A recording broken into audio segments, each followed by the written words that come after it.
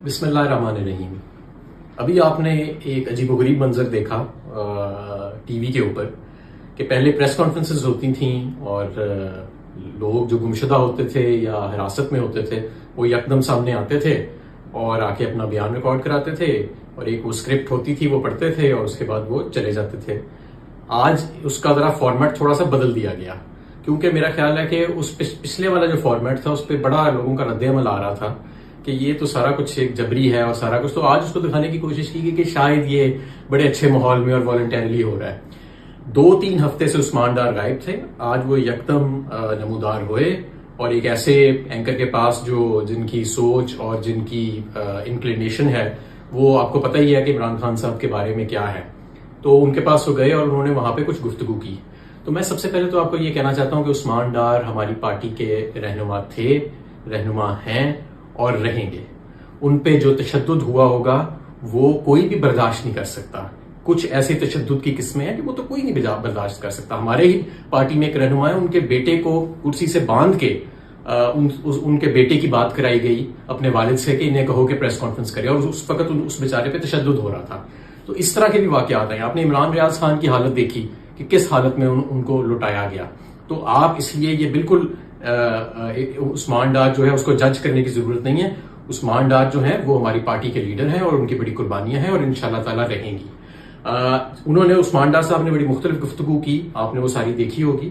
उसमें एक उन्होंने ये भी गुफ्तगू की या उनसे करवाई गई कि जी पार्टी जो है जिसमें 2 हिस्से हैं, एक जरा वो लोग हैं जो एक्सट्रीम पे हैं और जैसे मुराद सईद, आजम स्वाति, हमाद अजहर वगैरह वगैरह, उन्होंने 4-5 नाम लिए और दूसरी तरफ कुछ और नाम लिए। मैं सबसे पहले आपको ये बताना चाहता हूं कि अगर तुम, क्योंकि मुझे तो उन्होंने शामिल किया ना कि उनमें के जो जरा एक्सट्रीम व्यू रखते हैं, तो फिर मुझे तो फिर तवक्को की जानी चाहिए कि मुझे तो सब चीजें मालूम होंगी। मैं आपको हल्फन कहता हूं कि इमरान खान ने कभी मेरे सामने किसी फौजी तनसीबात या प्राइवेट प्रॉपर्टी या पब्लिक प्रॉपर्टी हमले करने की ना कभी गुफ्तगू की, ना कभी कोई माइंडसेट ऐसा अपना दिखाया, ना कभी उन्होंने हमें ये बात की, ना ही कभी मैंने इसकी किसी किस्म की प्लानिंग देखी। ये बिल्कुल एक बहुत ही गैर जिम्मेदाराना बयानिया है जिसको इन्होंने बनाने की कोशिश की है, जिसने भी ये कहलवाया उस्मान डार साहब से, और जाहिर है कि ये सारा कुछ उन्होंने जबरी तौर पे उनसे कहलवाया है। तो सबसे पहले तो ये बात बड़ी वाज़ेह होनी चाहिए और ये मैं अल्लाह को हाजिर नाजिर जान के हल्फन कह रहा हूं कि ऐसी कभी गुफ्तगू मेरे सामने नहीं हुई, ना इमरान खान साहब की, ना ही किसी पार्टी के और किसी फर्द की, कि कभी ये ऐसी चीज जो है वो सामने आई हो। तो एक चीज तो ये वाज़ेह हो जानी चाहिए। दूसरी चीज मैं आपको ये वाज़ेह करना चाहता हूं कि हमारी पार्टी को भी तकसीम करने के लिए ये एक शोशा जो है उसको समझा जाना चाहिए।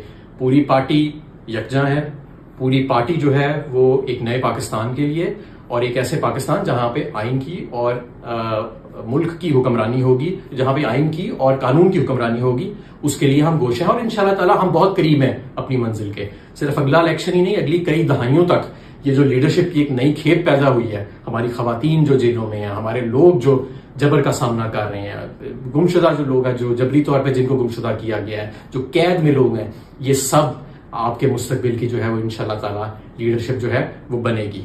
और मैं तीसरी चीज ये भी बताना चाहता हूं कि ये जो कहा गया ना, ये भी एक बड़ा गैर जिम्मेदाराना और अजीबो गरीब सा बयानिया कि जी रियासत भी आनी है, मुखालिफ इमरान खान माइंडसेट बना रहा था या उनके कुछ साथी बना रहे थे। ये रियासत भी हमारी है, ये मुल्क भी हमारा है, ये फौज भी हमारी है, इसके इदारे भी हमारे हैं सारे, और हम सब इसके वफादार हैं। हमारी वफादारी पे और हमारी किसी किस्म की ऐसी आप गैर जिम्मेदाराना किस्म की गुफ्तगू ना करें या लोगों से करवाएं कि जी ये रियासत बयानिया खिलाफ बयानिया बनाने की कोशिश की जा रही थी। इंशाल्लाह ताला पाकिस्तान तहरीक इंसाफ भी सुरखरू होएगी, इमरान खान भी सुरखरू होएंगे। और मैं आखिर में दोबारा आपको बताना चाहता हूं, उस्मान डार के साथ जुल्म हुआ है, उस्मान डार के साथ जबरी तशद्दुद हुआ है जो कोई भी बर्दाश्त नहीं कर सकता। हो सकता है मैं भी ना बर्दाश्त कर सकूं जिस कर्ब से वो गुजरा होगा। क्या क्या अल्लाह बेहतर जानता है कि उस बेचारे के ऊपर पिछले 2-3 हफ्ते में क्यामत गुजरी होगी और क्या क्या क्यामत उनके घर वालों पर गुजरी होगी। आपने उनकी वालदा का भी बयान देख लिया, उन्होंने भी वाज़ेह तौर पे कहा कि ये गन पॉइंट के ऊपर जो सारा कुछ कराया जा रहा है और वो खुद इलेक्शन लड़ेंगी। इंशाल्लाह ताला वो भी इलेक्शन लड़ेंगी, उस्मान डार भी इलेक्शन लड़ेगा। पाकिस्तान जिंदाबाद।